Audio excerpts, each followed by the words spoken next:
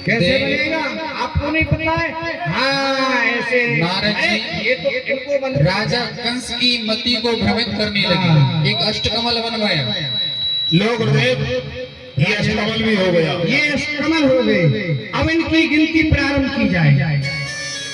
1 2 3 4 5 6 7 8।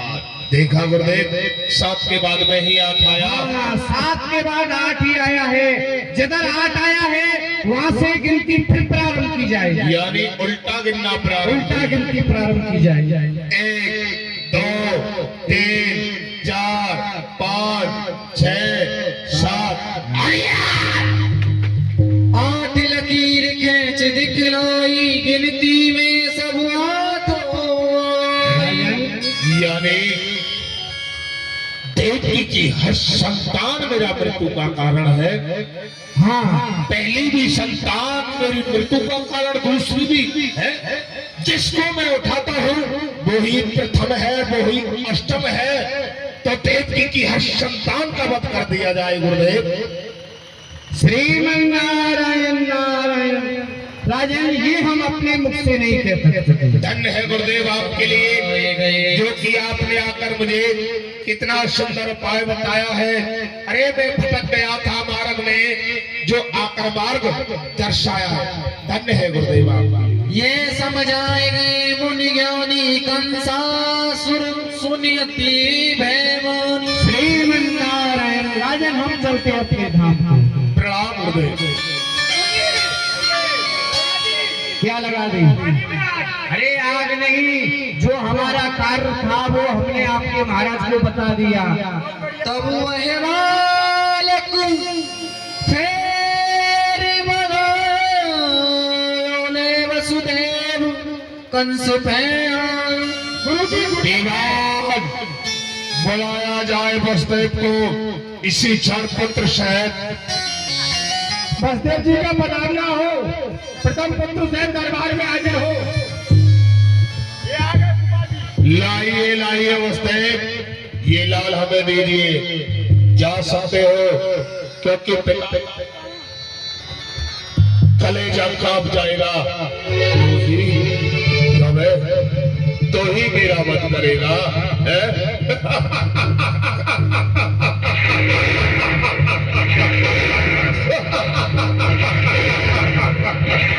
मैं भी तो देखता हूँ, भला तू मेरा वध करता है या फिर मैं तेरा वध करता हूँ। एक एक करके देवकी की हर संतान को मृत्यु के काल में पहुंचा चुका।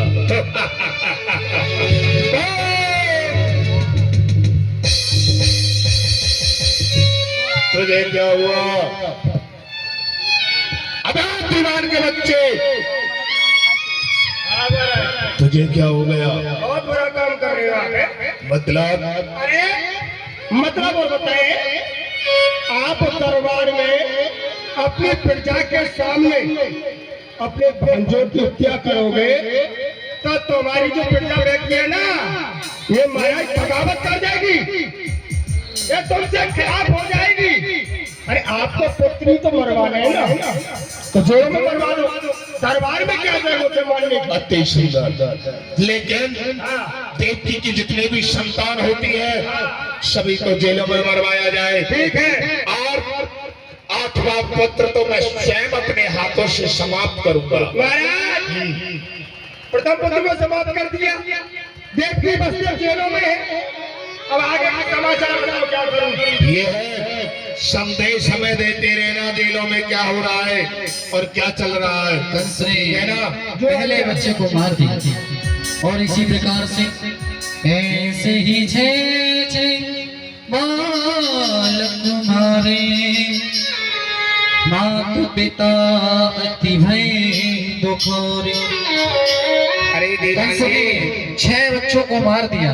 जो 7वां पुत्र था, जिसमें कि शेषावतारी बलराम जी आए थे, भगवान ने योग माया के द्वारा उसको माता रोहिणी के गर्भ में पहुंचा दिया। और कंस को खबर मिली कि 7वां जो संतान है वो गर्भ में ही नष्ट हो गया।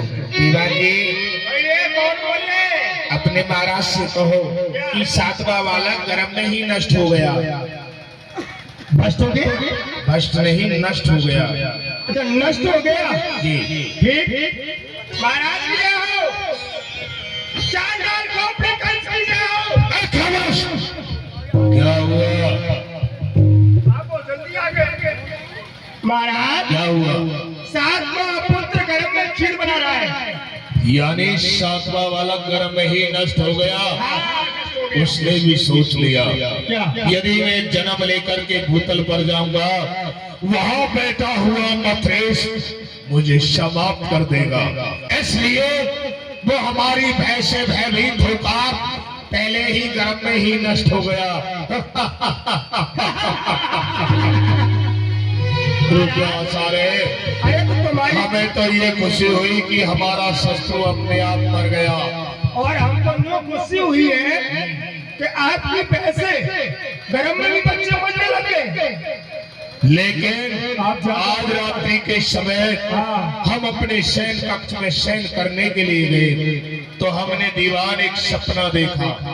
और सपने में क्या देखा है हमने? क्या देखा? ये सपना देखा है मैंने, देवों ने जाए वैकुंठ पुकार किया, एक ज्योति चली है वहां से जो कारागृह विश्राम किया। शिवा, ये पृथ्वी एक गाय का रूप धारण कर और सभी देवता मिलकर के खीर सिंध में नारायण के पास गए हैं जी। और वहां से एक ज्योति चली है जिसने कि मथुरा के कारागृह में आकर के निवास किया है। फिर क्या हुआ? लेकिन दीवान, हमें ऐसा लग रहा है क्योंकि ये पृथ्वी का गाय का रूप धारण करना और सभी देवताओं को मिलकर के खीर सिंध में उस विष्णु के पास जाना, ये हमें कुछ संकेत दे रहे हैं। हो ना हो हमें कुछ ऐसा आभास हो रहा है, ऐसा अवगत हो रहा है कि हमारे शत्रु का जन्म हो।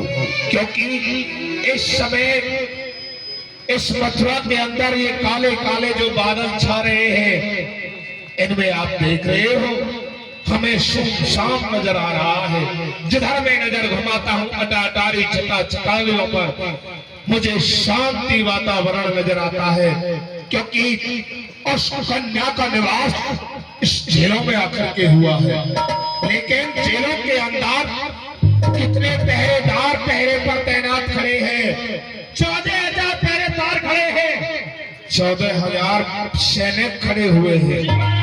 लेकिन सेवक 4,000 पहरेदार पहरे पर और तैनात किया जाए, क्योंकि आज अष्टमी रात है, कुछ खटका होने वाला है।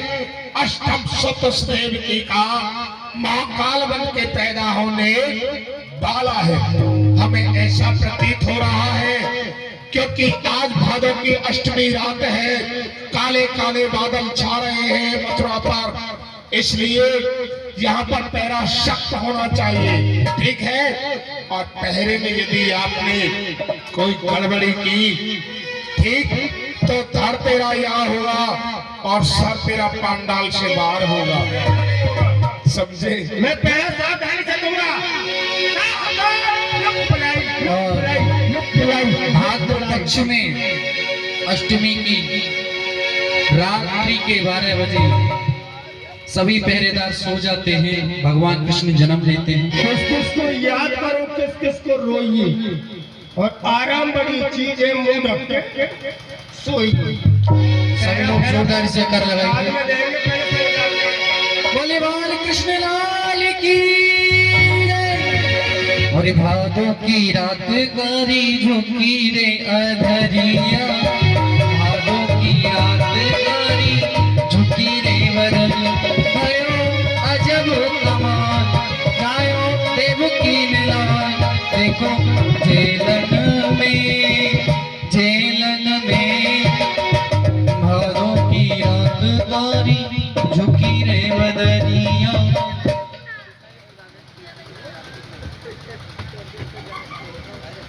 सुनो तात में तुम्हें सुनाओ प्रथम जन्म की कथा बताओ। हे मेरे माता पिताओं, मैं आपको आपकी प्रथम जन्म की कथा बता रहे हो, सो आप ध्यान दे के सुनो।